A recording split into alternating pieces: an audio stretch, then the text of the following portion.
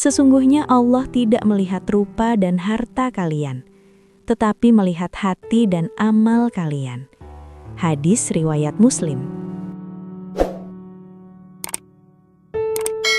Assalamualaikum warahmatullahi wabarakatuh. Selamat datang di Motivasiku, ruang tenang untuk hati yang menua. Tempat berbagi nasihat lembut, doa, dan motivasi agar usia senja dijalani dengan syukur, sabar, dan ketenangan.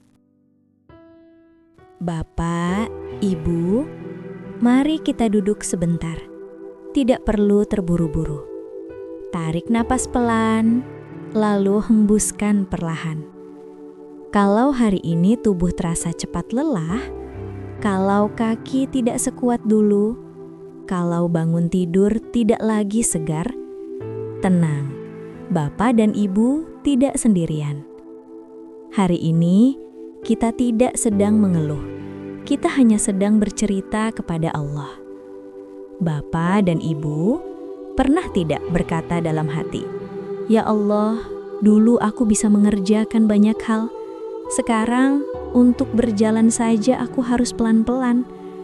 Kalau pernah, itu wajar, itu manusiawi. Dan Allah tidak marah mendengar keluhan yang jujur. Justru Allah dekat dengan hati yang apa adanya. Allah berfirman, Allah tidak membebani seseorang, melainkan sesuai kesanggupannya. Quran Surat Al-Baqarah ayat 286. Artinya, jika hari ini tubuh Bapak dan Ibu melemah, itu karena Allah tahu kemampuan kita sekarang, bukan kemampuan kita dulu. Bapak dan Ibu, seringkali yang paling berat bukan sakit di badan, tetapi perasaan tidak berguna. Merasa sudah tidak bisa membantu banyak, sudah sering merepotkan, sudah tidak sepenting dulu. Kalau perasaan itu datang, tolong dengarkan ini baik-baik. Nilai kita di sisi Allah tidak pernah turun karena usia. Rasulullah SAW bersabda, "Sesungguhnya Allah tidak melihat rupa dan harta kalian, tetapi melihat hati dan amal kalian." Hadis riwayat Muslim. Dan justru di usia inilah amal hati menjadi sangat mahal. Bapak, Ibu, tidak perlu memaksa tubuh seperti usia muda. Kalau harus berjalan pelan, berjalanlah dengan zikir. Kalau harus duduk lama, duduklah sambil mengingat Allah. Kalau harus beristirahat, niatkan sebagai bentuk syukur. Karena sekarang, ibadah tidak lagi soal banyaknya gerak, tetapi ketenangan menerima keadaan.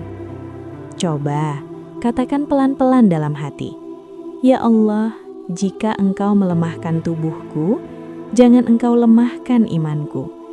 Jika langkahku diperlambat, percepatlah ingatanku kepadamu." Doa sederhana seperti ini sangat dicintai Allah. Bapak dan Ibu, dulu kita terbiasa mengandalkan diri sendiri. Sekarang, kita belajar meminta tolong, belajar menerima bantuan, belajar bersandar. Dan itu bukan aib, itu adalah tawakal. Allah berfirman, "Barang siapa bertawakal kepada Allah, niscaya Allah akan mencukupinya." Quran Surat At-Talaq ayat 3. Artinya, jika hari ini tubuh Bapak dan Ibu melemah, itu karena Allah tahu kemampuan kita sekarang, bukan kemampuan kita dulu.